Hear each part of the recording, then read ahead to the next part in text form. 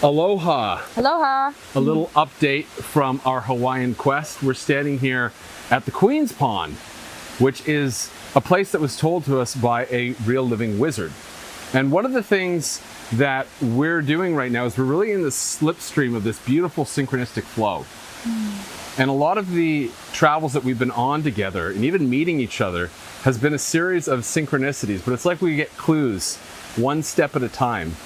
And that's really what I feel is going to be the energy that actually carries us forward through 2026 and into 2027. Because there's going to be a lot of turbulence out there at other layers and densities of the collective. But when we're tuned into our own source connection, we're going to be getting the, it's like they drop in. It's just like you get the insight and you go. You get the insight and you go and you trust. Can you speak a little bit more into this, since this is really how you always operate? Yeah, it's like living life in sequence. And so there's nothing that you are controlling. There's nothing that you're trying to pre-plan. You're waking up and you're allowing every moment to unfold, but it's intentional. And so you're setting these intentions of what it is that you're working towards or striving towards, and then you just allow the series of events to guide you in every single moment. And it's moving from fear into full faith of living, into the trust of yourself, of that your soul is the compass, it's guiding you. And there's a higher level of detachment and surrender that comes into that, which of course is challenging when we're moving from more ego-based living into this soul-based living. Yeah. And in addition to that too, we can use our minds, because sometimes the mind's in resistance. And one thing we're finding is that there's a lot of people in resistance right now that we're working with. And what helps with resistance is when the mind has a model or a framework to attach to.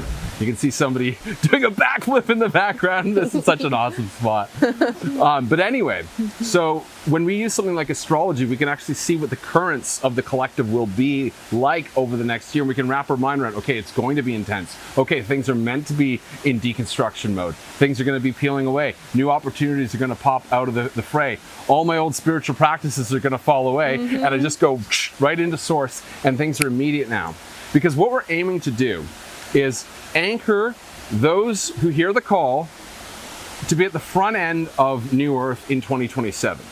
Now, we have seen this as a progression beginning in 2027 with the materialization of New Earth, but that it continues for several years afterwards as the rest of the collective warms up. In addition to this, those that are resistant, those dramas may be playing out for a few decades afterwards. But the important thing is that if you're hearing the call and you're like, I am so sick of the old hierarchical world, and that way of operating, the way of control, domination, arrogance, lies, all of that kind of stuff, if you're ready for that shift, then this is really, there's no other option. That's why we do this. You know, she's actually wired. I was reading her trifecta yesterday, and she's across the sleeping phoenix. So for her, she's already got the new human wiring and blueprints in her. The way that she sources information, it's helping me to recalibrate myself. In many ways, I feel like I'm a bridge from the past and the future, and she's like this fifth element being from the future that sort of dropped in, that holds the keys to really bringing and ushering in the New Earth templates that are arising. Yeah, and one thing that came into our awareness today is that, you know, as we've been here in Maui, we've noticed that there are these certain overlays that are starting to deconstruct in the collective, but we're feeling it predominantly through each other and through ourselves. We're experiencing it viscerally. We're having these emotions, these sensations, these pains, and these dynamics and patterns come into our awareness.